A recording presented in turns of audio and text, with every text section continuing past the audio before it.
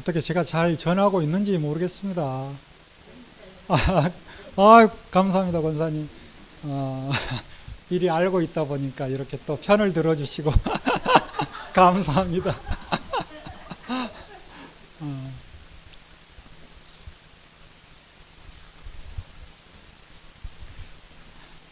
여러 차례 강의하다 보니까 어느 때는 그런 생각이 들 때도 있어요. 듣는 분을 위주로 강의해야 되는데 내가 하고 싶은 걸 강의하지 않는가 그런 마음이 들 때가 순간순간 있어서 항상 여러분이 알아야 될 그리고 알고 싶은 부분들을 더 전해야 되는데 라는 마음을 가지고 있는데 여러분에 대한 정보가 없다 보니 이해해 주시고 만약에 이제 오늘 첫 강의 끝나고 여러분이 목사님께 이런 뭐 말씀을 하면 제가 반영할 수 있는 데까지는 반영을 해서 강조점을 어디로 둬야 되겠다라는 생각을 좀 하겠습니다. 물론 또 이렇게 말해놓고 결국은 또 하고 싶은 대로 할 수도 있지만 첫 강의 끝나고 이제 다음 주 되면 조금 더 여러분 마음도 편하고 시간도 길게 느껴지지 않을 수도 있겠다 싶어요. 보통 이제 이 강좌는 아시는 분은 아시겠지만 새벽 5시에 시작해서 밤 11시까지 합니다. 5일 동안 쉬는 시간 없습니다. 이 강의 이제 처음 하신 목사님이 하시는 말씀이 그거예요. 뭐 앉아서 쉬는데 따로 쉬어. 그냥 앉아서 듣고 있는 게 쉬는 거지. 그렇게 말씀하시고 심지어 밥 먹는 시간도 30분밖에 안 줘요. 예전에 많이 모였을 때는 한 뭐 600명, 700명이 모이는데 벌써 한 25분쯤 되면 땡 하고 종이를 치는데 그 소리가 얼마나 큰지 귀가 울릴 정도로. 그럼 막 정리하고 양치할 시간도 없이 그냥 물로 헹구고 들어가요. 그렇게 이제 하루에 새벽 5시에 시작해서 밥 먹는 시간은 30분씩 3번, 1시간 반. 아침, 점심, 저녁. 그리고 11시까지 강의 듣고 그냥 그 자리에서 옆으로 누우면 자는 거예요. 남자들은 숙소를 옮겨서 여성들은 한 곳에서 다 그냥 옆으로 누워서 자고 있으면 또 저절로 시끄러우니까 깨져요. 한 4시 반쯤 돼서.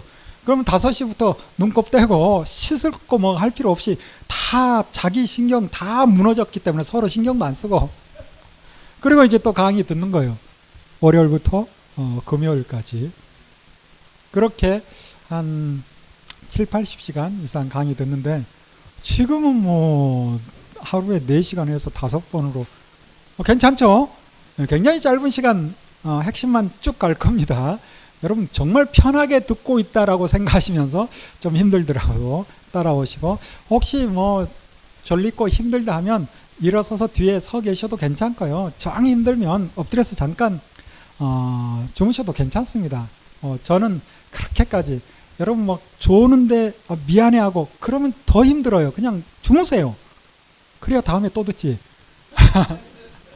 그리고 잠깐 자고 일어나는 게 오히려 집중되지 그 졸음과 싸워서 이기려고 하면 더 힘들어요.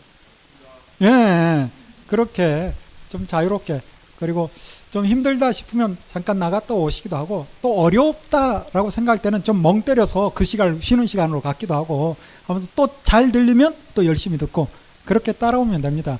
그리고 제 눈치 안 봐도 되는 게 제가 눈이 굉장히 안 좋아요. 우리 여기 안과 선생님 있는데 눈이 안 좋은데 제가 안경을 안 낍니다. 왜? 제가 두려움이 겁이 많은 사람이에요. 눈과 눈을 부딪히면 제가 부끄러워서 강의 못합니다. 그냥 하는 말이 아니라 집사님 제가 몇 번 이야기했죠. 제가 어려서 학교를 줄 맞춰서 다녔었어요. 어려서.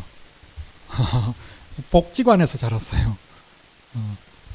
부모님이 계시긴 한데 아버님이 워낙 일찍 돌아가셔서 동생은 유복자고 그렇게 28에 어머님이 혼자 되셔가지고 세 아들을 키우는 거예요. 감당이 안 되니까 어렸을 때 고아원 한계동은 모자원 그곳으로 갔어요. 그러다 보니 그곳에서 생활하면서 자연스럽게 이 원생들 다 같이 초등학교 이제 입학을 하는데 줄 맞춰서 어린 마음에 그게 엄청난 상처가 됐어요. 그래서 누가 쳐다보면 손가락질하는 것 같은 저를 비웃는 것 같은 그런 마음이 그때부터 그래서 눈을 빤히 마주치면 제가 말을 못합니다. 진짜. 그런데 지금 말하죠. 이유는 뭘까요? 안경을 안 써서 그래요. 그래서 여러분이 나를 어떻게 보고 있는지 몰라. 얼마나 좋은지 몰라. 그래서 제가 자신감이 붙을 때까지는 안경 안 낄 겁니다. 그리고 옆 사람과 이야기하면 꼭 저를 흉보는 것 같은 그런 느낌이 지금도. 이제 옆 사람과 이야기도 못하고 큰일 났네. 근데 잘 안 보이니까 괜찮아요. 이야기해도 됩니다. 참 그런데도 감사하게 하나님께서 제 마음에 주님을 더 사랑하는 마음을 주셨고, 또 주님을 위해서 어떤 삶을 살까 고등학교 1학년 때 생각을 하면서 내가 하나님을 좀 알아야 되겠다 싶어서 신학에 대한 꿈을 꿨어요. 그리고 이제 바로 갈 수 있는 상황이 아니었어요. 뭐 상황이 그래서 고등학교 그만두고 자퇴하고 검정고시, 아무튼 여러 과정 이야기해도 사실은 충분히 뭐 20시간 할 것 같은데, 아무튼 30 넘어서 이제 신학 공부를 시작하고 늦게 공부를 했는데 40에 돼서 목사 안수 받고 지금 섬기고 있는 아주 작은 교회에 청빙 받았습니다. 그런데 막상 이제 목회를 하고 하는데 제 성격에도 문제가 있고 앞에 서는 거 두렵고, 문제는 성경을 제가 아는 듯 모르는 듯 전체를 꿰지 못했어요. 진짜. 물론 일찍부터 신앙생활 했으니까 성경 읽기는 많이 했어요. 말했죠. 고등학교 1학년 때 결단했다고. 그때부터 공부보다 성경 읽기를 더 좋아했어요. 자율학습 시간에 성경 읽다가 선생님에게 혼나기도 할 정도로. 그만큼 성경 읽기를 좋아했고 신학 공부 7년까지 했는데도 성경이 하나로 꿰지지 않은 거예요. 부분 공부하다 보니까. 이렇게 답답한 마음을 가지고 있는 차에 2009년도에 한 권사님이 성경 공부 좀 하세요 하고 저를 밀어붙이는 거라 기분 엄청 나빴지. 아니, 목사님한테 성경 공부하라니. 근데 그분이 얼마나 세게 이야기했냐면 성경 공부 안 하면 교회를 옮기겠대. 자식과 며느리 다 데리고. 그러니 뭐 교인 얼마 안 되는데. 그래서 반강제적으로 지리산에 간 거 아닙니까? 거기 가서 도사님을 만난 거죠. 그래서 2009년에 지리산 에스라하우스 가서 그 강의 들으면서 제가 무릎을 쳤어요. 이거다. 저에게는 딱 맞았어요. 뭐 이것저것 막 해보려 하는데 제 성격적으로도 안 맞아. 근데 가장 쉬운 건 그냥 이렇게 서서 마이크 잡고 화면 띄워놓고 하나님 말씀이 이거다라고 전하는 거. 이게 저에게는 가장 쉽더라고요. 또 좋은 게 뭔가 말씀드렸던 것처럼 어려서부터 남 앞에 서는 것이 두렵다 보니 간혹 학교 다닐 때 발표하는 시간들 있잖아요. 그때 어떻게 하는가? 길게 말을 못해요, 제가. 그래서 어떻게 하는가? 핵심만 짧게 이야기하고 빨리 앉아야 돼. 부끄러워서 오래 못 서 있어요. 책을 읽으라 하면 읽지 못할 정도로 부끄러워서. 근데 이제 발표할 때는 어쩔 수 없이 해야 되니까 어떻게 한다? 짧게. 우와. 그래서 산천 가서 공부하고 왔는데 이게 너무 좋아서 우리 교인들에게 전하고 싶은데 너무 길어.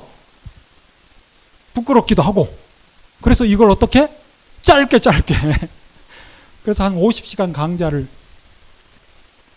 짧게 5묶음으로 지금 하는 것처럼 5묶음으로 해서 15시간을 만들어서 강의를 이렇게 짧게 몇 번을 하다 보니 이제는 짧게든 길게든 자유자재로 할 수 있는 기회를 얻었는데,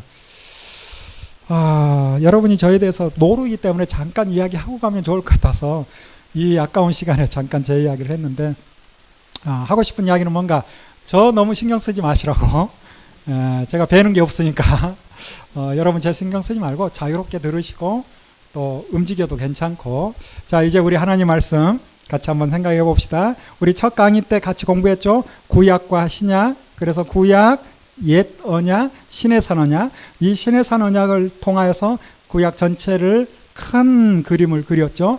이제 한 권씩 볼 겁니다. 그렇다 해서 한 권씩 자세히 보는가? 그렇지는 않을 거예요. 핵심 중요한 부분만 뽑아서 볼 텐데, 가장 먼저 이제 우리가 순서대로 창세기를 봅니다. 창세기는 1장부터 몇 장까지?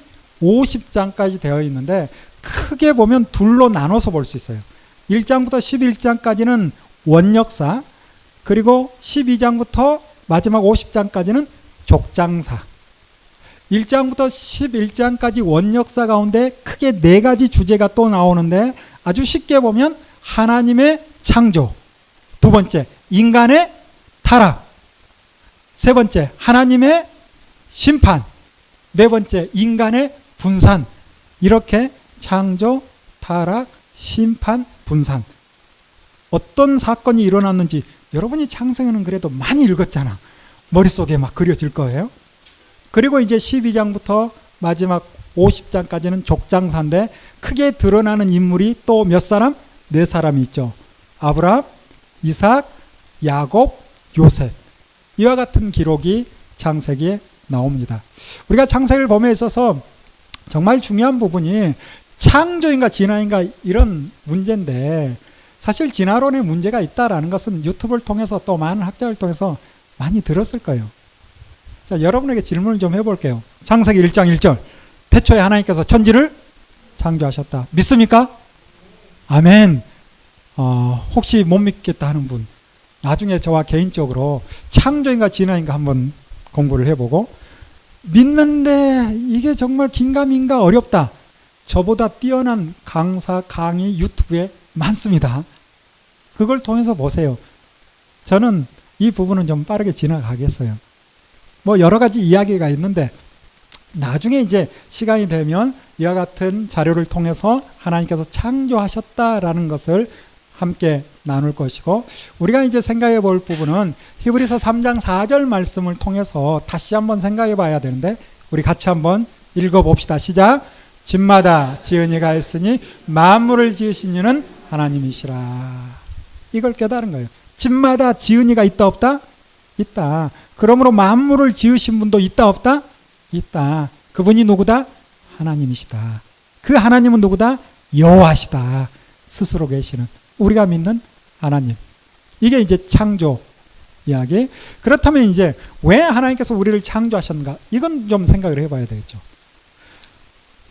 우리가 대소요리 문답을 통해서 찬양받기 위해서 만드셨다. 맞아요. 이사야에 나와요. 그것도 있지만 우리 창세기 1장을 통하여서 하나님의 창조 목적이 무엇인가 또 하나 살펴볼 필요가 있는데, 우리 창세기 1장 26절부터 28절을 보면 하나님께서 창조하신 목적이 기록되죠. 26절에 어떻게 기록합니까? 우리의 형상을 따라 우리의 모양대로 우리가 사람을 만들자라고 말씀하시죠. 그리고 이제 1장 28절에 보니 하나님이 그들에게 무엇을 주시며 복을 주시며, 사람을 창조하시고 가장 먼저 뭘 주셨어요? 복을 주셨어요. 하나님께서 우리를 창조하신 이유는 뭘까? 저는 복 주기 위해서 창조하셨다. 그렇게도 이야기하고 싶어요. 우리가 하나님 안에 있으면 뭘 누립니까? 복을 누립니다. 정말 복을 주시며, 하나님이 그들에게 이르시되 생육하고 번성하여 땅에 충만하라. 땅을 정복하라. 바다의 물고기와 하늘의 새와 땅에 움직이는 모든 생물을 다스리라. 복을 주시면서 또 우리에게 명령하신, 부탁하신 말씀이 있는데, 이 땅을 어떻게 해라? 다스려라 라고 말씀하고 있어요. 힘으로 가서 취하라 이게 아니라 다스려라. 하나님께서 만드신 것을 잘 보존하라. 이렇게도 볼 수 있는 거죠. 이 말씀을 통해서 생각해 볼 부분이 있다라는 거예요. 우리는 은연중에 그런 이야기를 합니다. 하나님은 이 땅의 모든 것을 다 주관하신다라고. 그 말이 틀린 건 아니에요. 그런데 하나님이 홀로 주관하시는가?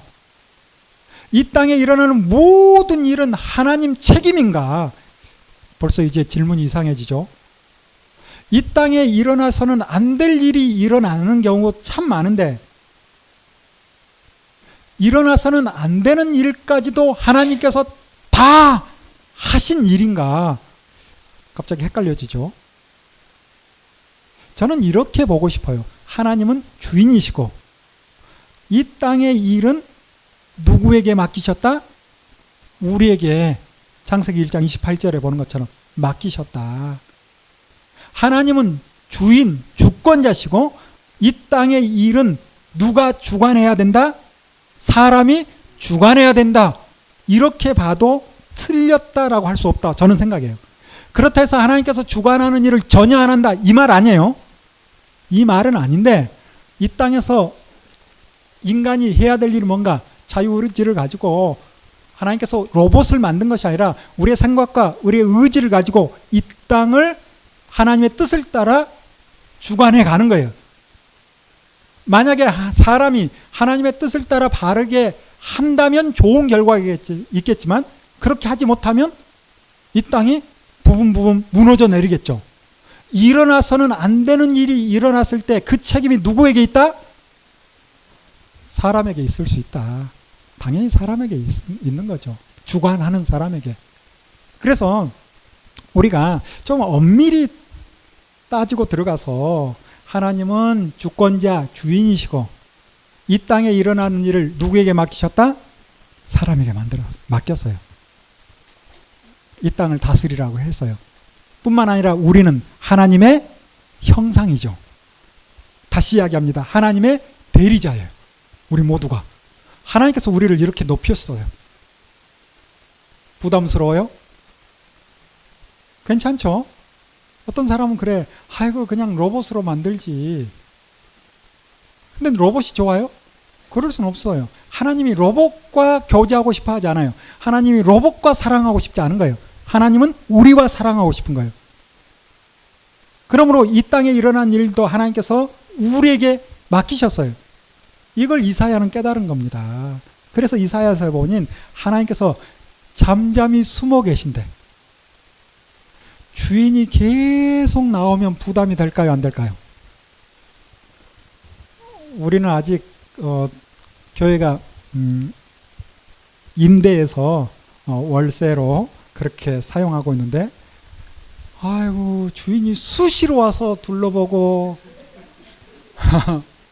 그러면 부담이 될까요? 안 될까요? 엄청 부담되죠. 근데 감사하게 1년이 지났는데 한 번도 못 뵀어. 정말 좋은 주인이잖아요. 물론 우리도 할도를 하죠. 꼬박꼬박 매달 월말인데 그 월말 가지 않고 마지막 주일에 꼬박꼬박 월세를 드리죠. 그러니까 올 일이 없어. 서로 얼마나 좋아요. 우리가 이 땅에서 하나님의 뜻을 따라 살면 하나님께서 보시면서 기뻐하세요. 다 알아. 근데 왜 오실까요? 월세가 안 들어왔어. 한 달은 봐주는데 2달째 안 들어왔어. 그러면 오는 거예요. 엉망으로 하고 살아. 그러면 오는 거예요. 자, 노아의 홍수도 그렇게 보고 싶어요. 죄 가운데 사는 거예요. 도대체 안 돼. 그래서 주권자, 주인으로서 하나님께서 이 땅을 주관하는 일을 물로 한번 싹 쓸어버리고 다시 노아에게 무슨 이야기 합니까? 이 말씀을 다시 합니다. 생명과 번성하고 땅을 다스려. 똑바로 해라. 잘해라. 하고 뒤로 물러나시죠. 이렇게 하나님께서는 주인이시고 우리는 주관자로서 이 땅에서 하나님의 뜻을 따라 살아야 되는 것이고 그게 또 복이라는 것을 생각해 볼 필요가 있겠죠. 자, 그러면서 이제 우리는 잘 아는 것처럼 두 번째 주제가 뱀의 유혹과 인간의 타락. 먹어서는 안 되는 것을, 결국 먹어서는 안 되는 것을 먹은 자체도 문제지만 하나님과 같아지고 싶은 마음을 뱀이 그냥, 그래서 하나님과 같아진다 이 말에 교만한 마음에 결국 죄 가운데 빠지는 것이고, 이 죄 가운데 있을 때 하나님께서는 홍수 심판하시고, 홍수 심판 이후에 드디어 인간들이 분산됩니다. 우리 창세기 10장 가서 봅시다. 창세기 10장. 이때부터 해서 새로운 문명이 시작됐다라고 볼 수 있는 거예요. 우리가 태초에 하나님께서 천지를 창조하셨다. 그 태초가 어딘가 궁금하죠? 지금으로부터 몇 년 전인지 궁금하잖아요. 궁금하지 않아요? 근데 답이 있어요? 참 어려워요. 학자들마다 다 다르게 이야기해. 예전에는 그래도 창조과학회 그 과학자들이 한 이야기를 하더니 지금은 찢어져 가지고 창조과학회, 성교회 창조과학회 등등 과학자들도 각각 다른 이야기를 해. 젊은 지구론을 이야기하는 학자가 있고 무슨 소리 아니야. 일반 학자들이 이야기하는 뭐 40몇 억 년 지구가 46억, 뭐 43억, 뭐 이런 이야기를 합니다. 그러니 태초가 언제인지 우리가 알기는 더 어려워. 족보만 가지고 계산하는 6천년, 사실 어려운 문제예요. 왜? 발견되는 고고학 자료들 뿐만 아니라 빛이 우주에서부터 오는데 계산해보니 몇만 광년? 2만 혹은 8만 그래요. 8만 년 동안 왔대. 근데 지구가 6천 년 됐다, 7천 년 됐다? 이렇게 말하면 일반 과학자들과 말이 안 되는 거라, 말이 안 되는 거라. 그래서 사실은 누가 옳다라고 하기가 어려워요. 물론 이제 창조과학에서 하나님께서 펼쳤다, 뭐 다양한 이야기를 하는데, 자자자, 어려운 것은 어떻게 하면 된다? 예, 그냥 맡기면 돼요. 괜히 그것 가지고 싸울 필요 없어. 태초에 하나님께서 천지를 창조하셨다. 하나님께서 믿어지게 하셨잖아요. 아멘. 그때가 언젠다. 성경이 말하지 않고 있기 때문에 잘 모르겠다. 대신 이제 노아 홍수 이후부터 우리는 역사와 성경을 함께 볼 수 있는, 창세기 10장에 노아가 등장하는데 노아는 지금으로부터 몇 년 전에 살았던 사람일까요? 밝혀낼 수 있어요. 노아가 좀 어려우면 우리 바로 이제 창세기 12장 가죠. 믿음의 조상 누구? 예, 아브라함이 몇 년 전에 살았던 사람이에요? 예, 그렇습니다. 지금으로부터 한 2000년 전, 구체적으로 BC 2100년 때 살았어요. 2100년. 구체적으로 2100년. 그러면 BC 2500년, 이때는 누가 살았을까? 노아의 아들들이 살았을 것 같아. 노아가 언제 살았을까? BC 3000년으로 보면 됩니다. BC 3000년. 왜냐하면 새롭게 시작되는 문명은 세계사에서 우리 다 배웠던 거예요. 4대 문명, 메소포타미아, 그리고 뭐 황하, 인더스 등등 해서 4대 문명 다 배웠죠. 그게 언젠가? 지금으로부터 약 5000년 전 이야기입니다. BC 3000년 이야기예요. 학자들이 대부분 다 같은 이야기를 합니다. 그래서 인류 역사, 문명에 대한 이야기할 때 될 수 있으면 각 나라마다 늘리고 싶어. 그래야 자기 민족의 우수성, 이걸 이야기하거든요. 나름대로 늘리는데 늘려봤자 대개 어디까지 늘릴 수 있어요? BC 3000년 늘립니다. 대개. 그래서 수메르 지역의 문명, 수메르, 메소포타미아 문명, BC 3000년 이야기를 해요. 물론 어떤 학자는 이런저런 이야기 하지만 그래도 통일된. 자, 우리나라 역사도 쫙 늘리고 싶죠. 우리 민족이 가장 먼저 시작됐다. 좋잖아. 그래서 나름대로 늘려보려고 자료를 보고 했더니 지금으로부터 몇 년 전? 예, 대략 4500년 전. 그래서 당기 2333년에 누가? 당군 할아버지께서 이 땅에 터를 잡으시고, 들어봤죠? 예, 중국 역사는 중국도 똑같이 늘려봤자 기록에 의해서 당기 2334년 이런 이야기를 합니다. 그러면 늘려봤자 2500년 BC, 지금으로부터 4500년, 조금 더 늘리면 수메르 지역에 BC 3000년이에요. 그때 이제 4대 문명이 시작돼요. 이런 질문을 할 수도 있겠죠.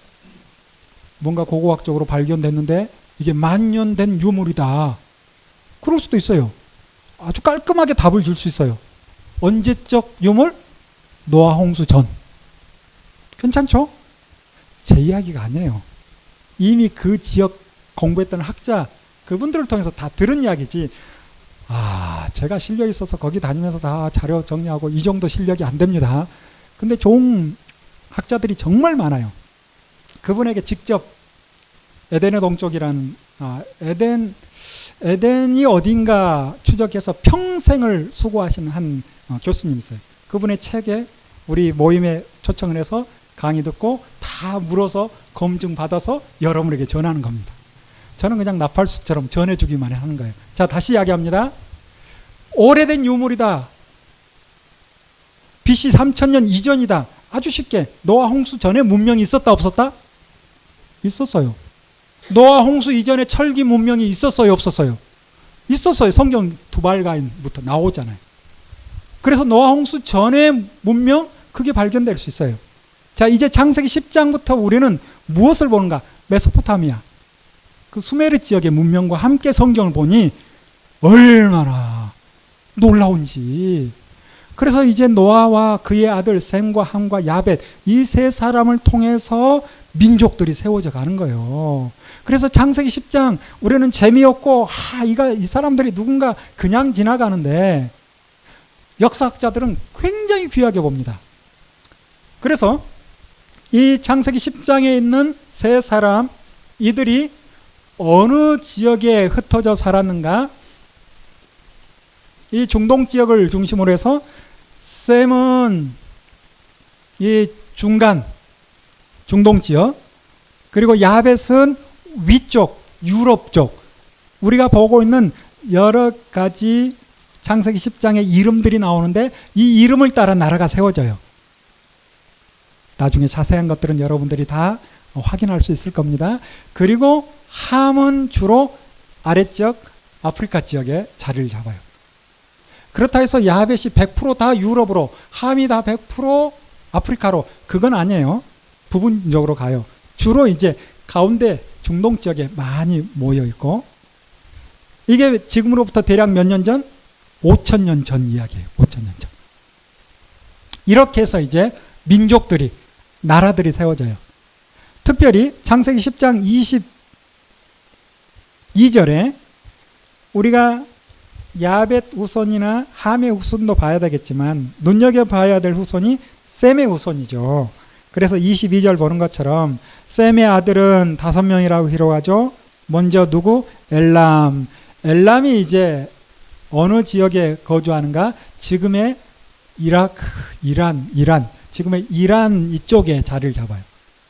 이 엘람에서 나중에 보겠지만 키루스 대왕이 나옵니다. 페르시아를 세운. 성경은 고레스 이렇게 기록하고 있죠. 둘째가 아수르죠. 아수르는 잘 아는 것처럼 지금의 이라크, 아시리아, 이 아수르에 의해서 북이스라엘이 멸망하죠.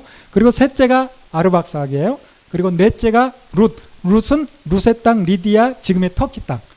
그리고 마지막이 아람이에요. 아람은 북이스라엘과 인접한 지금의 시리아죠. 시리아.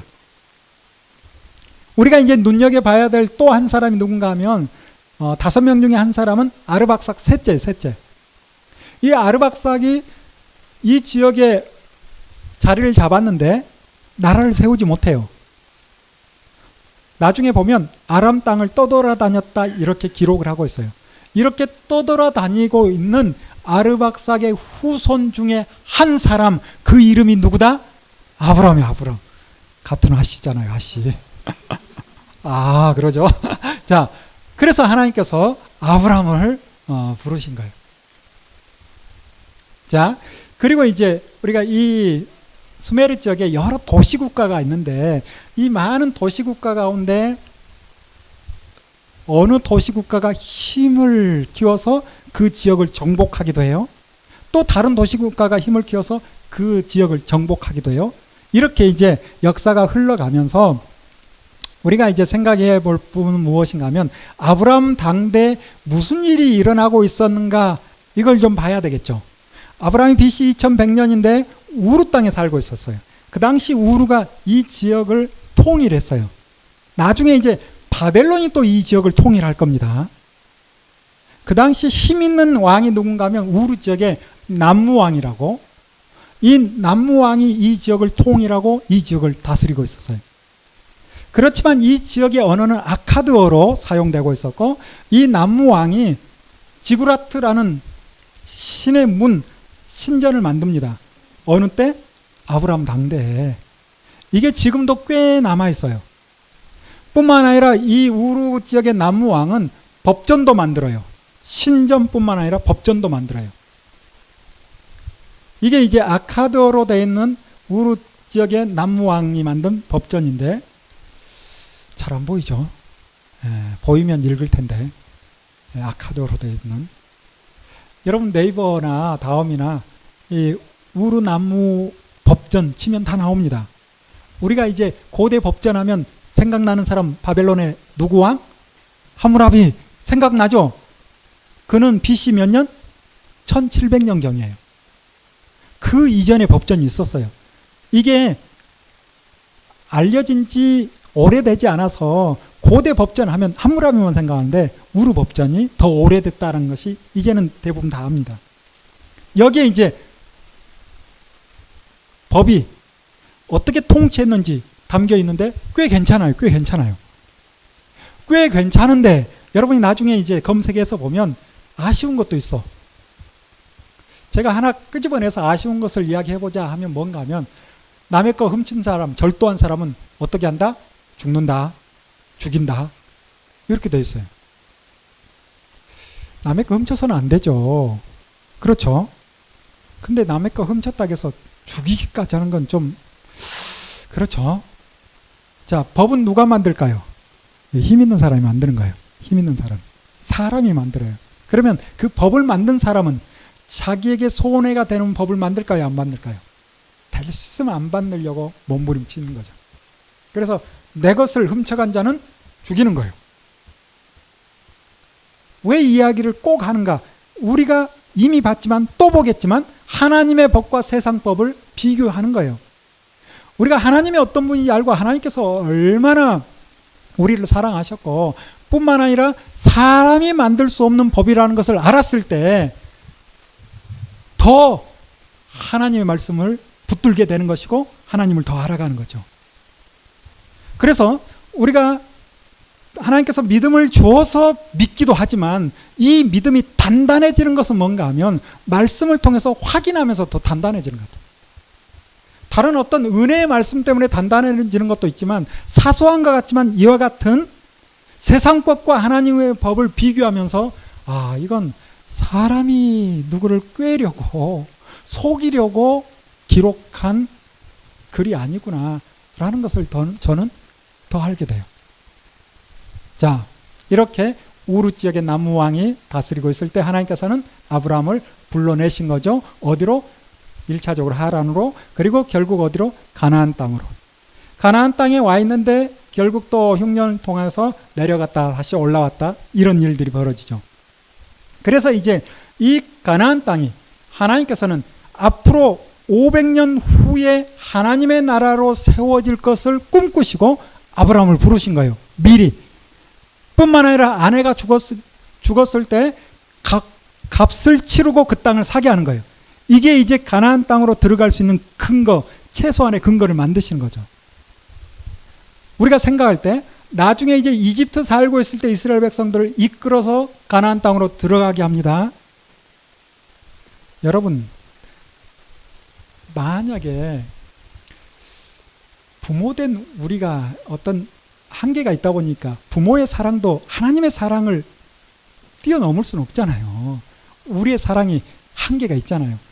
그러다 보니 우리 부모 마음에서는 자식들을 이 가나안 땅에 보내는 것은 사실 좀 부담스러워. 사실은. 왜냐하면 이 가나안 땅은 여러 문명이 충돌하는 곳이에요. 충돌하는 곳이에요. 지금이야 쉽게 오가지만 고대사에 이 수메르 지역, 이 지역 사람들이 아프리카 지역을 가겠다 했을 때는 대부분 다 올라와서 이 지역을 지나서 아프리카로 가는 거예요. 아프리카 사람이 유럽을 가겠다. 자연스럽게 가나안 땅을 지나가는 거죠. 유럽 사람이 아프리카 오겠다. 역시 이 지역을 지나가는 거예요. 문명이 충돌하는 지나가는 곳이에요. 뿐만 아니라 지금처럼 그래도 평화로운 시대는 괜찮지만 그 당시는 주로 전쟁사잖아요. 그러면 그 땅을 차지하고 싶은 거예요. 그럼 누가 갈까요? 군인들이 가는 거예요. 군인들이. 그 군인들이 다니는 그 길목에 자식들 가서 살아라 할 수 있어요? 쉽진 않죠. 그러나 하나님은 하나님의 나라를 이곳에 세우고 싶은 거예요. 그래서 그들에게 그곳에서 가서 여러 문명이 충돌하는 그곳에서 세상법이 아니라 하나님의 법이 무엇인지를 삶을 통해서 보여줘라. 뿐만 아니라 내 언약을 따라 살면 내가 어떻게 하겠다? 지켜주겠다라고 약속을 한 거예요. 약속을 한 거예요. 하나님께서 이스라엘 민족만 사랑한다면 이집트를 점령해서 살게 하셨을 것 같아. 그렇죠? 그런데 하나님께서 이스라엘만 사랑하는 것이 아니라 열방을 하나님께로 돌아오게 하기 위해서 가나안 땅으로 들어가게 하는 거예요. 그 일을 하기 위해서 가장 먼저 누구를? 아브라함을 부르신 거죠. 그래서 그 토대를 마련하는 거예요. 그런데 이 아브라함이 어떤 사람인가? 정말 멋진 사람이죠. 아브라함이. 어떤 사람인지 이제 12장부터 여러분 읽어서 확인하면 됩니다. 제가 굳이 다 설명할 필요는 없잖아요. 자, 아브라함이 어떤 사람인가? 이런 사람이에요. 그리고 하나님의 뜻이 아브라함을 이어서 누구에게 전해지는 거예요? 이삭에게 전해지죠. 이삭도 참 멋진 사람이에요. 아버지를 닮은. 물론 부분적으로 아쉬움이 있지만 이 뜻이 또 누구에게 전해집니까? 그의 아들 야곱에게 전해지는 거죠. 야곱은 어떤 사람이에요? 아쉬움이 많은 사람이죠. 그렇다 할지라도 노년에 마지막에 그래도 하나님의 뜻을 아는, 갈수록 하나님께 그래도 나중에 하나님께로 나아가는 야곱. 사실 야곱의 기록은 좀 보고 싶은데 25장부터 50장까지 야곱의 기록이 길게 나오거든요. 왜 야곱의 기록은 이렇게 길게 썼을까요? 잘해서 잘못해서? 여러분이 답을 하나님께서 야곱을 만들어 가시죠.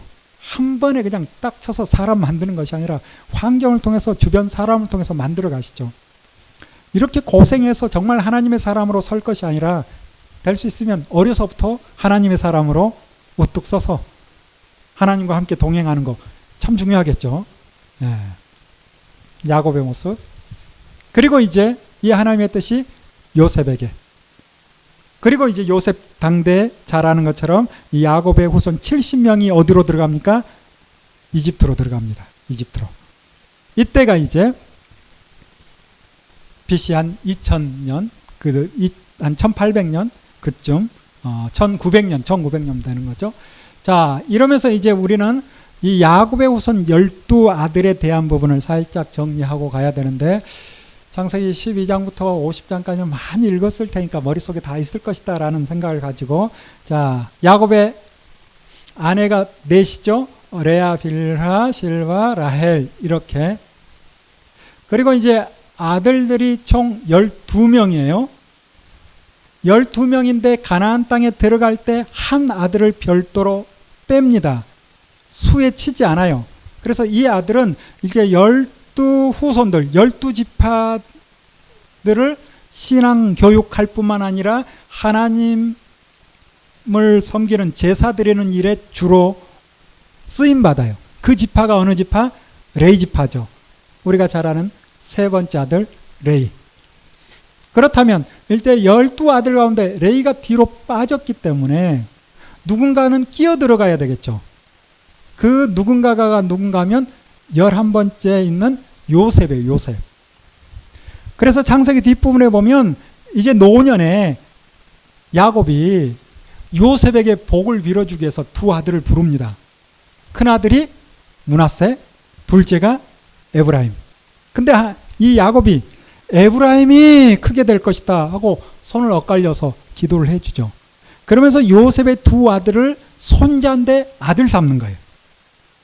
이게 이제 고대사에 자식에게 재산을 분배할 때 큰아들에게, 장자에게, 마음에 드는 자에게 두 몫을 주는 그런 방법으로 이 요셉에게 두 몫을 주는, 다시 말하면 요셉의 아들, 손자를 자기 아들 삼는 거예요. 그래서 자연스럽게 레이는 빠지고 요셉의 두 아들 에브라임, 므낫세가 12지파에 들어오는 거죠. 그들이 이제 가나안 땅으로 들어가는 겁니다.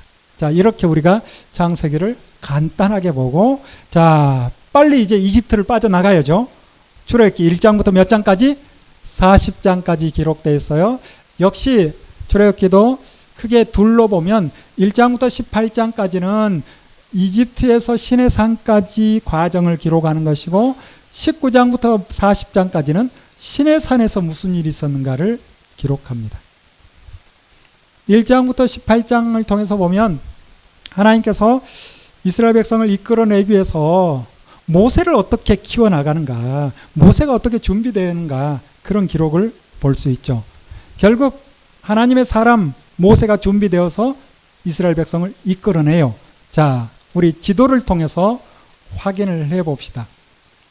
이들이 왔던 지역이 어디인가 생각을 해보면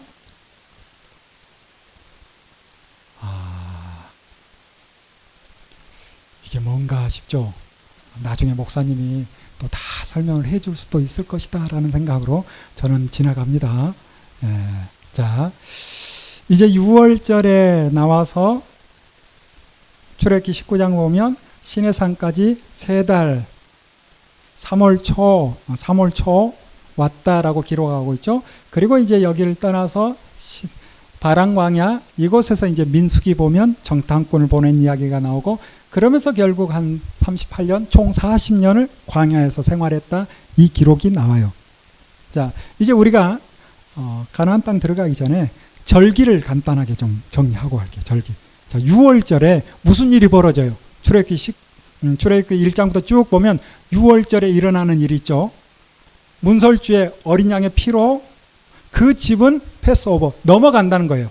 원래는 장자가 죽어야 되는데 피가 있는 집은 죽지 않고 넘어간다는 거예요. 이 6월절이 1월 며칠? 예, 맞아요. 그냥 생각하고 있는 거 맞아요. 그냥 말로 하면 돼요. 예, 맞아요. 1월 14일. 1월 14일 6월절. 1월 14일 6월절인데 이 6월절 식사를, 저녁 식사를 6월절 만찬이라고 합니다. 그러면 해가 지고 나서 먹는 6월절 식사라고 한다면 해가 져버리면 14일일까요? 15일일까요? 15일이에요. 그래서 이스라엘은 달력, 날짜 개념이 우리와 좀 달라. 우리는 밤 12시가 돼야, 그리고 이제 넘어가야 하루가 지난 거죠. 그들은 해가 지면 하루가 지는 거예요. 그리고 해가 뜨면 하루가 시작되는 거예요. 그래서 14일이라고 했을 때는 우리로 보면 전날, 그날 해가 떴을 때부터 해가 질 때까지 하루 이렇게.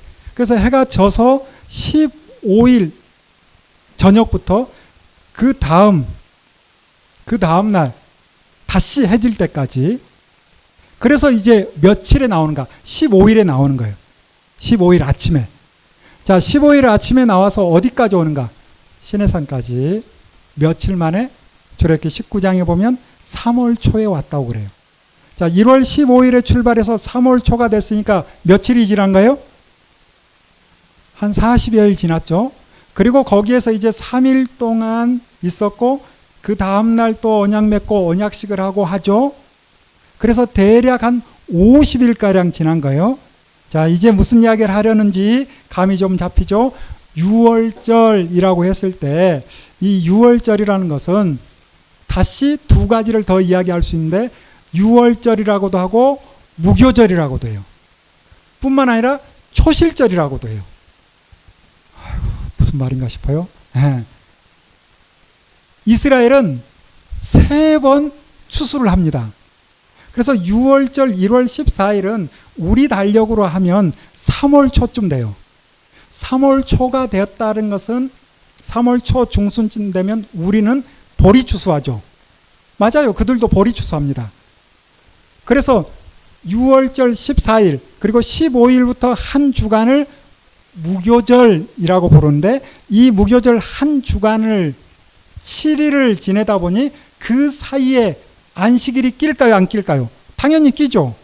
그래서 안식일 다음 날 밭에 나가니 뭐가 있는가? 이제 가나안 땅 들어가서 밭에 나가니 보리가 이제 다 자랐어. 근데 보리가 다 자랐는데 막 수확하면 된다, 안 된다? 먼저 누구에게? 하나님께. 그래서 한 밭에 가서 제사장이 한 단을 취해서 그걸 하나님께 감사의 표로 드립니다. 이 절기를 뭐라고 부른다? 초실절이라고 불러요. 초실절. 무엇을 추수하는? 보리를 추수하는 초실절. 그러므로 6월절은 무교절과 초실절과 함께 가는 거예요. 몇 가지? 3가지. 자, 무슨 땅? 이제 삼삼한 땅 들어가기 전에 3가지로 정리할 것들이 무엇이 있는가 좀 정리를 하는 거예요. 자, 3가지. 이 6월절, 그리고 무교절, 초실절, 이 절기, 그리고 이제 길을 떠나서 50일쯤 됐을 때 여기 시내산에 도착해요. 50일이었다. 50일. 50일을 한자로 뭐라고 부를까요? 말 그대로 오. 열을 나타내는 순. 절. 이게 오순절이에요. 오순절. 뿐만 아니라 77은 49 다음 날이라 해서 뭐라고도 부른다? 77절 이렇게도 불러요. 그들 달력으로 한 3월 5일쯤 오순절, 이때는 우리 달력으로 하면 6월쯤 돼요. 6월쯤 되면 밭에 나가니까 또 뭐가 있어요? 밀이 있죠. 밀 추수를 하는 거예요. 여러분, 우리나라는 벼농사지만 세계 각국은 밀농사입니다. 우리나라처럼 비가 많이 오고 물이 많으면 벼농사가 괜찮아. 근데 비가 많지 않으면, 물이 많지 않으면 대부분 밀 추수를 해서 밀이 주식이에요. 그래서 그들 굉장히 중요한 밀 추수를 그때 하는 겁니다. 그래서 밀을 취해서 하나님 앞에 감사 예물 드리니까 그 절기를 또 뭐라고 부른다? 초실절이라고도 부르는데 우리 성경에 보는 것처럼 무슨 절? 맥추절. 여기 맥이라는 말은 보리맥이라기보다는 밀맥이에요. 밀맥. 그래서 먼저 6월절의 초실절은 보리추수고 여기 오순절의 추수는 밀추수. 역시 오순절, 칠칠절, 또 하나 맥출절, 셋이죠. 자, 이제 절기 이제 공부 끝내고 갑시다. 또 시간이 좀 지나다 보니 7월 15일에 하나님께서 한 주간 또 절기를 지켜라 라고 명령하세요. 그 7월 15일에 지키는 절기를 초막절이라고 불러요. 광야에서 초막 짓고 장막 짓고 살았으니까 그걸 기억하라는 거예요. 그래서 초막절을 장막절이라고도 불러요. 또 이때는 뭘 또 추수를 하는가 하면 우리는 7월, 우리 달력으로는 9월쯤 10월쯤 되니까 보리 추수하겠, 쌀 추수를 하겠죠. 근데 그들은 쌀 농사가 아니에요. 그래서 그때는 주로 과일을 추수합니다. 이 과일을 추수해서 다 먹을 수 없으니까 어떻게 해야 되겠어요? 저장해야 되겠죠. 수장해야 되겠죠. 그래서 수장절 성경이 나오죠. 초막절, 그리고 장막절 혹은 수장절 이렇게 셋으로 불러요. 자, 이스라엘 큰 절기는 세 절기예요. 6월절과 오순절과 초막절이에요. 이 이스라엘의 큰 절기 세 절기, 이 세 절기를 다시 또 세분하면 6월절은 무교절과 초실절 같이 가는 것이고 오순절은 칠칠절과 맥추절이 같이 가는 것이고 초막절은 장막절과 수장절이 같이 가는 거예요. 그런데 이제 하나님과 약속을 맺을 때 보니 하나님께서 이 세 번의 절기 때는 각각 삶의 현장에 그냥 있지 말고 모이라는 거예요. 모이라는 거예요. 모일 때 뭐 하지 말고 빈손으로 나오지 말래. 또 이것 보고 어떤 분은 와, 하나님 돈 좋아한가 보다 이렇게 생각할 수 있는데 여러분, 처음 나오는 6월절에는 뭘 추수하는 때예요? 보리예요. 보리. 두 번째 나오는 맥추절 뭘 추수합니까? 밀을. 세 번째 나오는 초막절에는 뭘 추수했어요? 과실을. 누가 줬어요? 그렇죠. 하나님이 주셨잖아요. 그러면 하나님께 가지고 나오면 하나님께서 꿀꺽 합니까? 아니죠. 어떻게 합니까? 나누게 합니다. 놀라운 절기를 통해서 하나님께서 교육하는 거예요. 모든 것이 누구로부터 왔다? 하나님으로부터 왔다. 이걸 첫 번째 교육하는 거예요. 두 번째, 모든 것이 하나님께로부터 왔는데 이걸 어떻게 하자? 이웃과 함께 나누라. 이겁니다. 놀랍죠. 이 절기 재미없고 뭐 그렇게 생각할 수 있는데 알고 보면 하나님의 사랑이 듬뿍 담겨 있어요. 어떤 분은 재밌게 표현하잖아요. 사실 우리도 알게 모르게 하나님처럼 한다. 자식에게 뭔가 줘놓고 아이에게 엄마 한 입만 뭐 그런다. 먹고 싶어서 뭐 그럴지 모르겠지만 내가 준 거야. 그리고 나눔의 삶을 살도록 자연스럽게 교육한다. 그런 것 같죠? 딱 하나님으로부터 우리가 배운 거예요. 알게 모르게.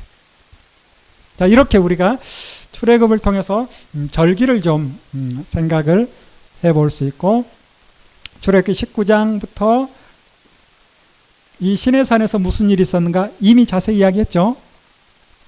10가지 계명 그리고 시행세치. 그리고 이제 출애굽기 25장부터는 성막을 지으라라고 나와요. 근데 그 성막이 예전에 이집트에서 만들었던 피라미드나 스핑크스 뭐 그런 대단한 그렇지도 않아요. 여러분, 하나님께서 지으라라고 하는 것들을 보면 엄청 크거나 그렇지 않습니다. 나중에 보겠지만 열왕기상 6장인가 거기 가서 보면 솔로몬이 성전 지을 때 그 성전의 크기가 얼마나 되는가, 길이가 한 30m인가 그래요. 20m인가, 폭이 한 10여 m 돼요. 평수로 하니 73평입니다. 지구상에 하나 있는 솔로몬 성전의 크기가 몇 평? 73평. 별로 크지 않죠. 하나님께서 지으라 하는 이 성막도 어마어마하게 큰가? 그렇지 않아요. 전체가 한 200평 좀 넘을 겁니다. 그리고 그 천막 친 그 공간, 그리고 그 안쪽에 있는 성소와 지성소, 이거 해봤자 한 30여 평? 20여 평? 그 정도밖에 되지 않아요. 그동안 만들었던 것과 비교가 안 될 만큼 하나님께서는 그게 중요한 것이 아니라, 그렇다 할지라도 사람들은 뭔가 있어야 되니까 하나님의 임재를 상징하기 위해서 만들어 놓게 하시는 거죠. 자, 이렇게 이제 성막을 짓습니다. 언제 완성됩니까? 출애굽한 그 다음에 1월 1일에 완성돼요. 정말 그래요? 정말 그래요. 우리 출애굽기 40장 한번 볼까요?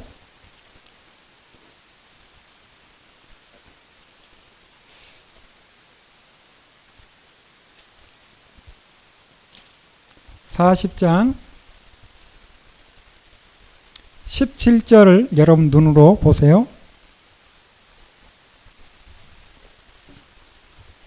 둘째 해, 이 둘째 해라는 것은 출애굽한 지 2년째 첫째 달 1월이죠. 곧 그 달 초하루.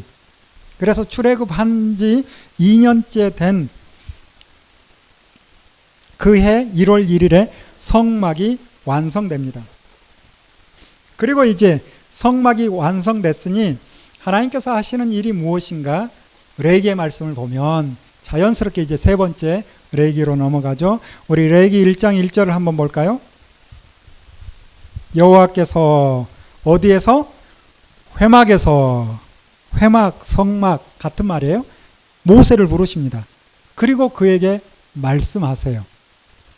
어떤 말씀을 하시는가? 예, 많은 말씀을 하세요. 그리고 이제 레위기를 넘어서 우리 민수기를 봅시다. 민수기 1장 1절을 넘어오면 이스라엘 자손이 이집트 땅에서 나온 후 둘째 해 몇째 달? 둘째 달 첫째 날에 여호와께서 시내 광야 회막에서 모세에게 또 말씀하세요. 자, 정리를 좀 해볼 겁니다. 지금 정리된 것만 잘 들어도 돼요. 성막이 언제 완성됐다? 둘째 해 1월 1일에 완성됐죠. 그리고 완성된 후에 우리가 레위기의 말씀 보는 것처럼 하나님께서 모세에게 말씀하시죠. 그리고 이제 민수기 1장 1절 보니 역시 둘째, 이번에는 몇 월? 2월 1일에 모세에게 또 말씀하시죠. 그리고 이제 민수기를 보니 인구조사하게 하고 이 시내 광야에서 떠나라 라는 말씀이 이어져요. 자, 그렇다면 레위기의 말씀은 언제 주어졌는가? 1월 1일부터 2월 1일 그 사이에 주어진 하나님의 말씀, 이렇게 간단하게 보는 게 아주 좋습니다. 뭐 학자들 약간의 서로 논쟁이 있어요. 근데 이렇게 보는 학자도 꽤 많아요. 일단 쉬운 거 먼저 보는 게 좋아요. 쉽게, 큰 문제 아니니까. 자, 우리가 보고 있는 레위기의 말씀을 보면 사건 사고를 기록한 게 있다 없다? 예, 있다. 뭐 다른 불을 들이다가 아론의 두 아들 죽고 마는 그 사건 외에는 대부분 다 하나님께서 모세에게 혹은 모세와 아론에게 말씀하시는 내용들이 나와요.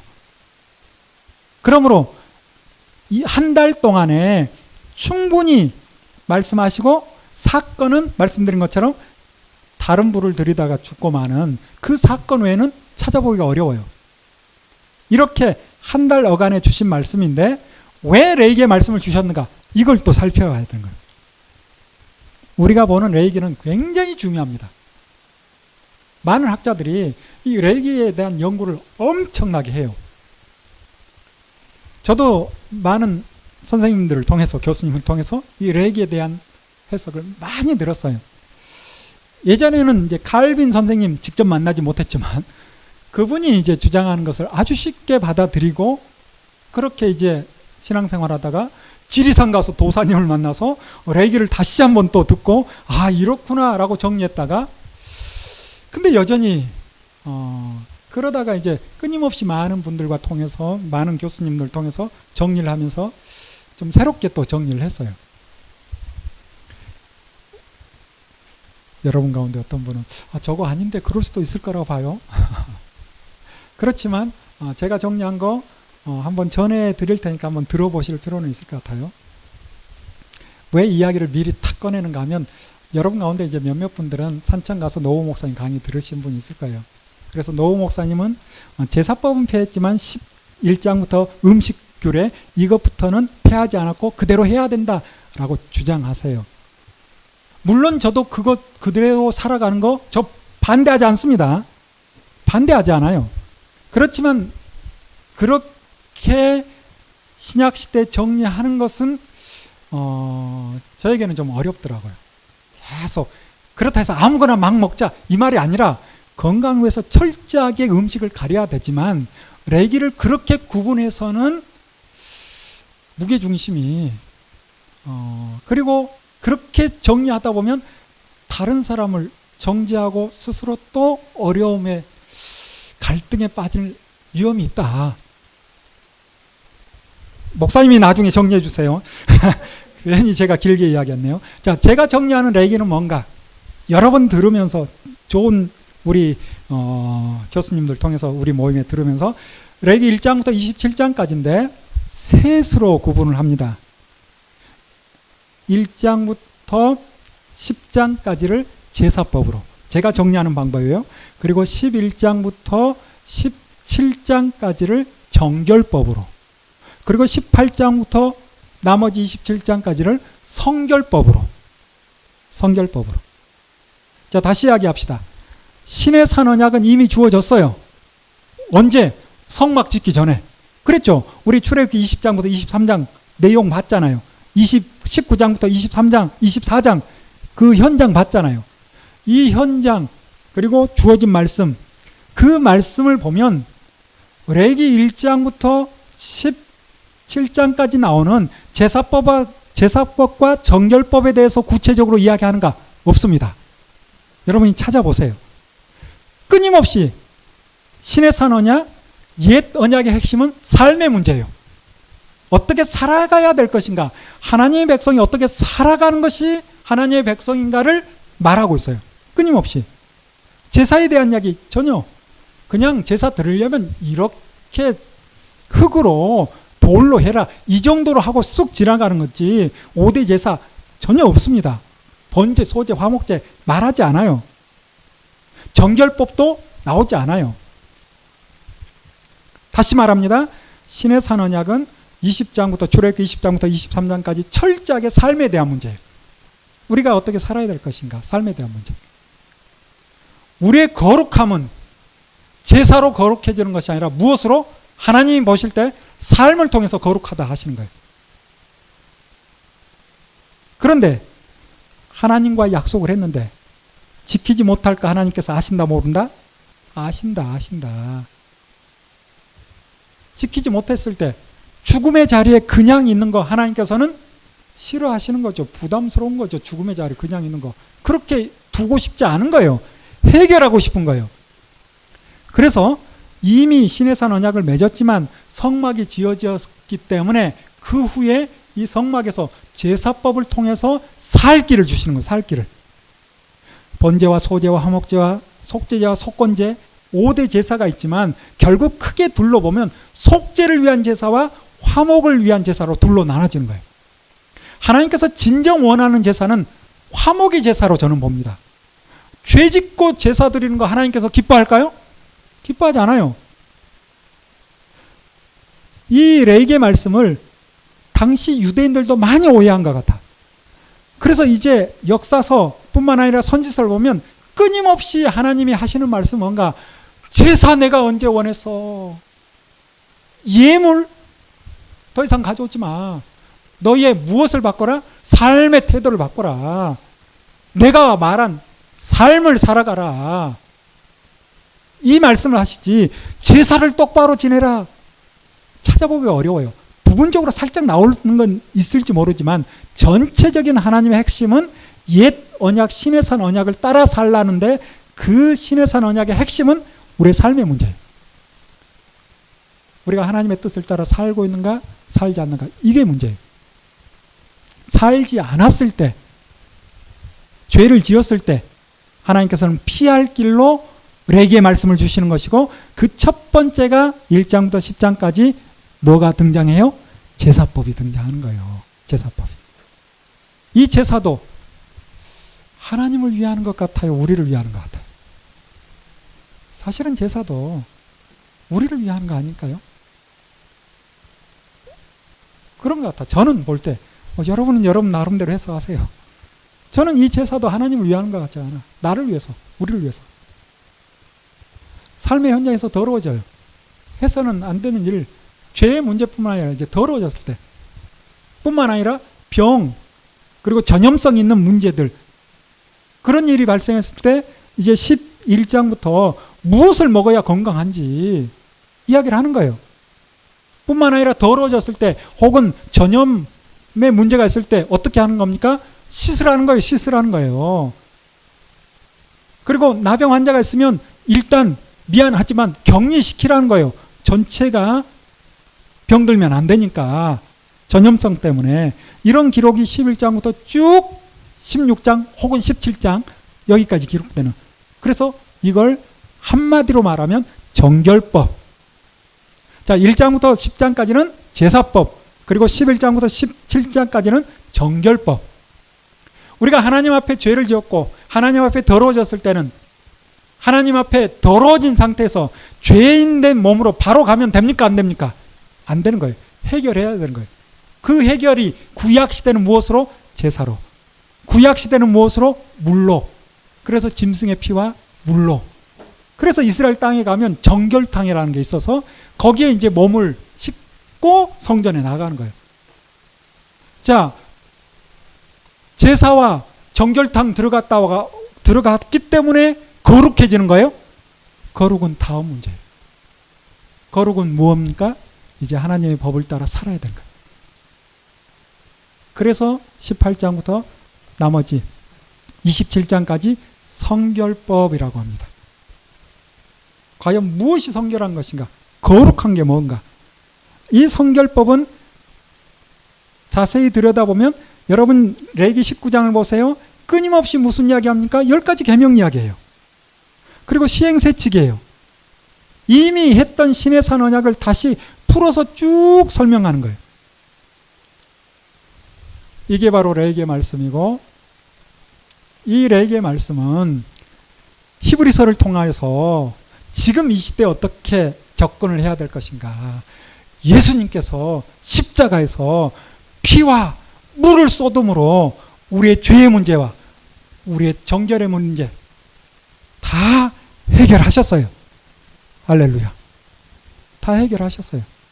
그 다 해결하셨다는 것을 알고 여전히 남아있는 건 뭡니까? 이제 하나님의 자녀처럼 사는 거예요.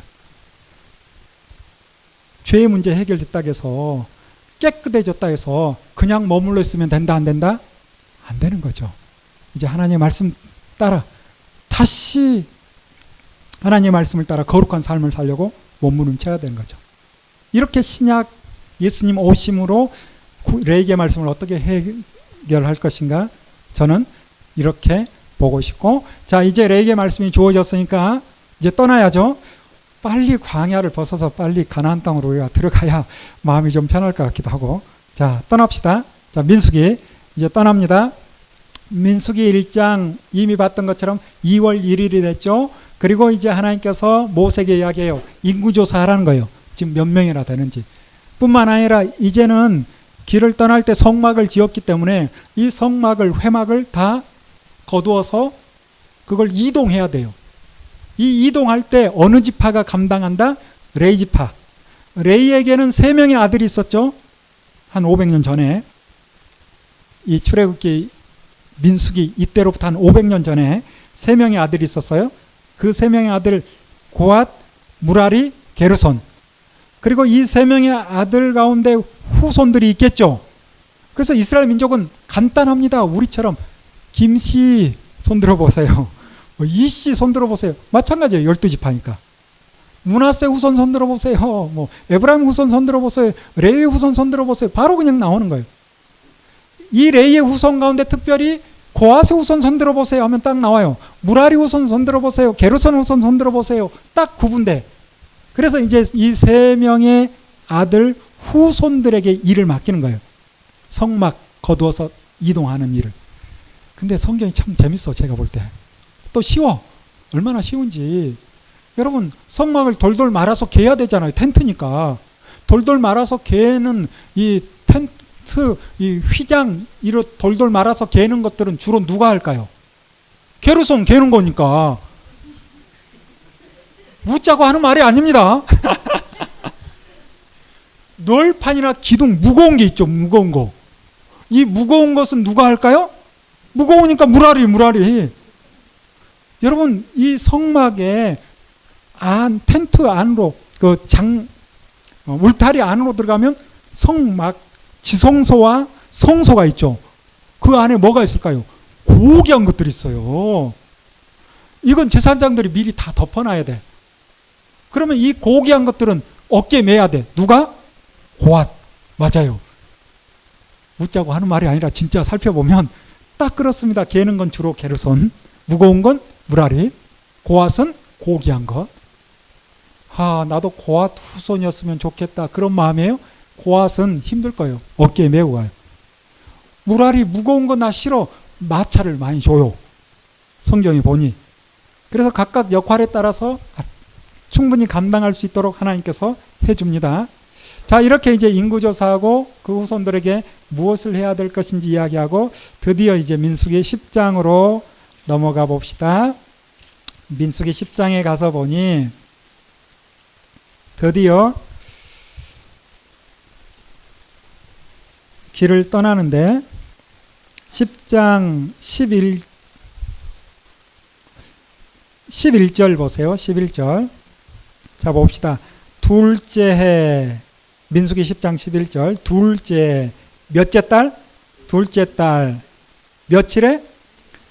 20일에. 자, 2월 1일에 불러서 인구조사하게 하고 무라리, 게르손, 고앗이 뭘 해야 될지, 또 길을 떠날 때 진영은 어떻게 할지 많은 것을 말씀하셨죠. 그래서 이제 인구조사하고 일 맡기고 보니 어떤 일이 발생하는가? 한 20일쯤 되는 거예요. 20일쯤 됐을 때 길을 떠나는 거죠. 자, 이렇게 우리는 시내산에서 얼마 동안 있었는가를 쭉 생각해 보면 꽤 오랜 기간 동안 시내산에 뿐만 아니라 그 기록의 분량이 엄청납니다. 지금 태초부터 가나안 땅 들어가기 전까지의 기록을 보고 있잖아요. 그런데 주로 어디에 대한 기록? 시내산에서 무슨 일이 있었는가를 기록하고 있어요. 창세기는 원역사와 족장사로 쭉 기록하니까 요새까지. 그리고 이제 구체적으로 이제 출애굽기부터 시작되면 출애굽기 19장 오니까 어디에 도착했어요? 시내산에 도착했잖아요. 시내산. 그래서 출애굽기 19장부터 시내산에 도착해서 서로 약속을 하고 성막 짓고 레위기의 말씀을 주고 지금 민수기 1장부터 또 어디까지? 10장까지 아직은 다 시내산에 있어요. 그리고 이제 10장 이후에 시내산을 벗어나요. 이렇게 이제 민수기 뒤에 끝이 나는데 다시 신명기에 돌아가니 신명기의 기록은 다 무슨 기록? 시내산에서 무슨 일이 있었는가 또 기록하는 거예요. 그러므로 시내산에서 있었던 일이 중요하다, 중요하지 않다? 중요한 거죠, 중요한 거죠. 자, 민수기는 광야에서 무슨 일이 있었는가는 아주 짧게 기록합니다. 그리고 이제 뒷부분은 대개 가나안 땅 들어가기 직전 기록이 나와요.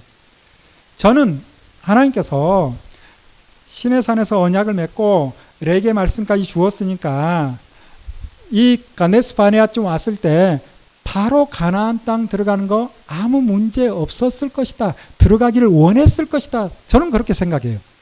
하나님은 들어가길 바랬을 것 같아요. 근데 문제는 하나님께 있어요? 사람에게 있어요? 자, 생각해 보세요. 자, 민수기 13장을 갑시다. 자, 이제 길을 떠나서 가데스 바네아까지 왔어요. 이 바람 광야 가데스 바네아라는 지역에서 바로 그냥 가나안 땅 들어가면 이제 되는 겁니다. 그런데 13장 1절 봅시다. 여호와께서 모세에게 뭐라고 하는가? 정탐꾼을 보내라 라고 말씀하시죠. 이게 민수기 13장이에요. 이 말씀을 읽으면서 왜 정탐꾼을 보내라 했을까라는 생각 좀 해보셨나요? 그냥 들어가라 하면 쉬운데.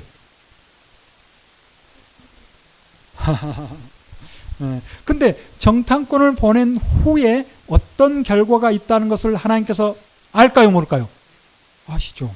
근데 보내라 하죠. 하나님 참 짓궂죠. 뭐 그런 것 같아요.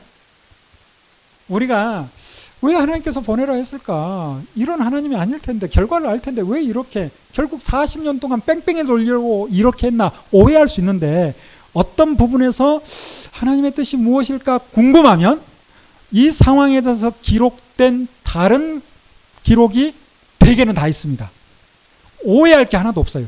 대개는 다 있어요. 이때 상황이 신명기에 나와요. 그래서 우리는 신명기를 좀 봐야 합니다. 자, 가봅시다. 신명기 1장.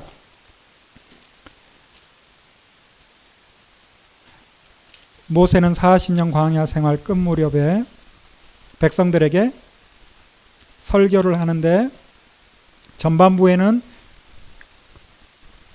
광야 어떤 여정이 있었는지를 기록합니다. 특별히 1장 19절부터 보면 이제 시내산을 벗어나서 가나안 땅 들어가기 직전 가데스 바네아 이곳에서 있었던 일을 기록하고 있어요. 보는 것처럼 1장 19절에 그렇게 말씀하죠.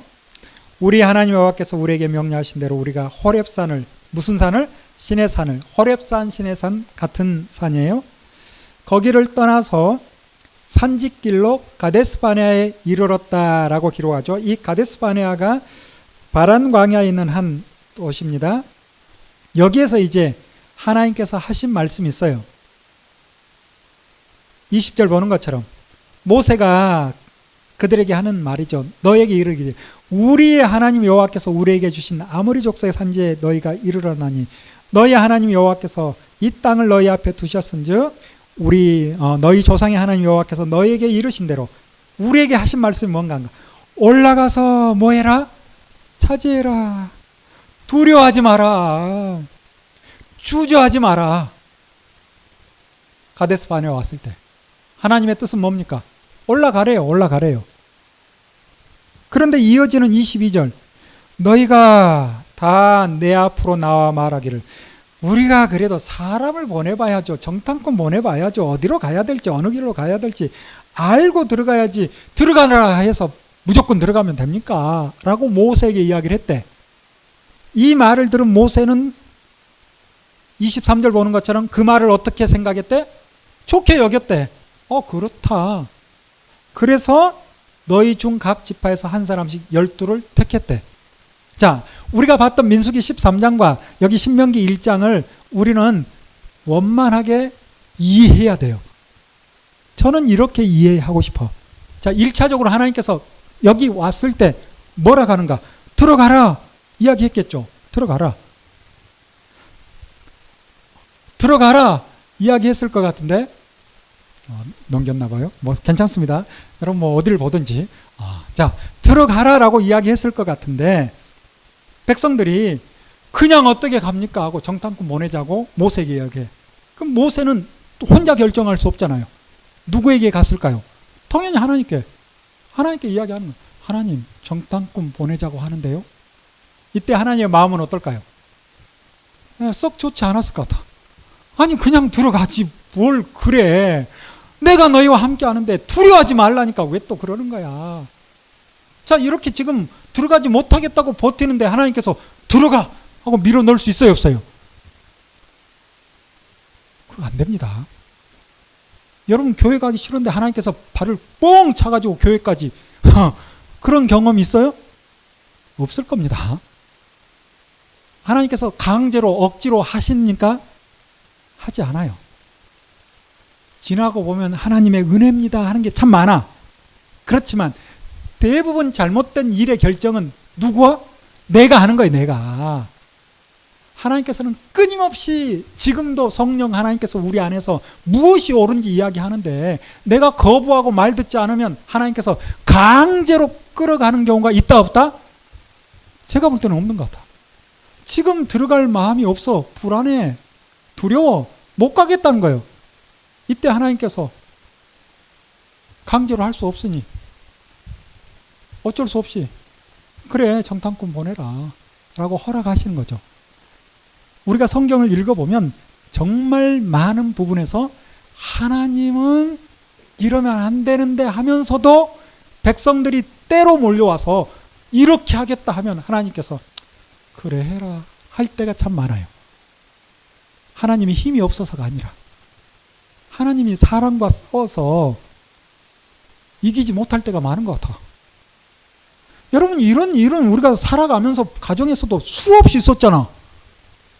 부모와 싸워서 수없이 이겼잖아. 부모가 하지 말아야 된다 해서 안 합니까? 여러분이 끝까지 하겠다면 부모가 막습니까? 못 막아요. 그러죠? 또 생각해 보면 그 결과가 어떠할지 짐작할 수 있어. 부모 입장에서도. 그런데도 끝까지 하겠다면 그건 못 막습니다. 심지어 결과가 안 좋은 거 알면서도 적금 깨야 되나. 그래. 진짜. 그래서 어떻게든 또 마련해가지고 또 대줘. 결과가 안 좋은지 알면서도. 왜? 돌이킬 수 없는 데까지 가면 안 되니까. 사랑의 끈을 놓을 수 없으니까. 그냥 맞춰줘. 우리 가정에서도 그렇듯이 하나님도 그런 경우, 그런 일들이 참 많은 것 같아요. 하나님이 멀리 있는 이상한 분이 아닙니다. 멀리 있는 이상한 분이 아니에요. 우리를 만드신 우리의 아버지예요. 우리 완전하신 아버지예요. 그러다 보니 우리가 어떻게 고집 부리면 하나님도 어찌하지 못할 때가 많은가 봐. 힘이 없어서가 아니라 싸우면, 저도 어머니하고 싸우면 항상 제가 이깁니다. 사랑하는 쪽이 지는 것 같아.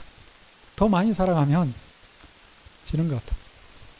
제가 싸워서 항상 패하는 우리 딸에게는 제가 항상 집니다. 아직까지 힘이 있는데도 싸우면 져.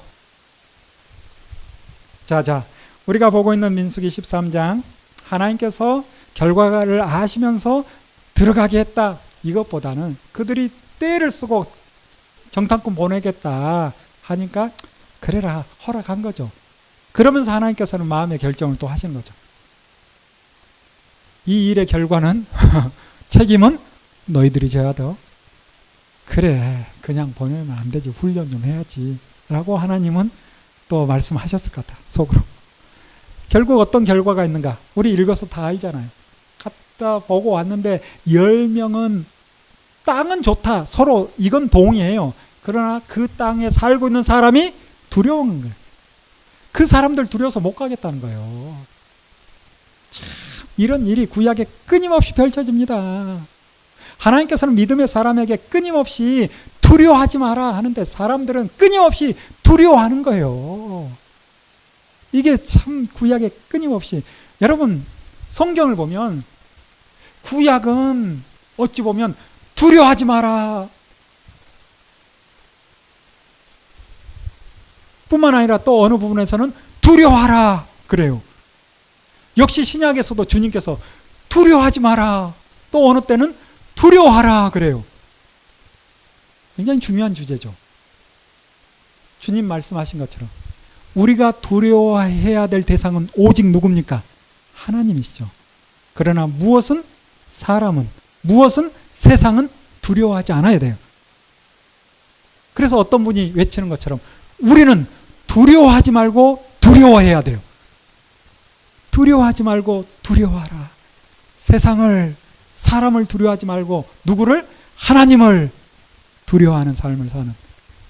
이게 잘 안 돼. 이게 반대로 돼. 결국 40년 동안 훈련하는 거예요. 이 40년 훈련 어떤 일이 있었는가 읽어서 확인하시고, 이제 우리는 신명기의 말씀을 볼 텐데, 자, 이제 40년 지나고 들어갈 일이 얼마 남지 않았으니까 우리 잠깐 쉬었다 들어갈까요? 네, 잠깐 쉬었다가 들어가겠습니다.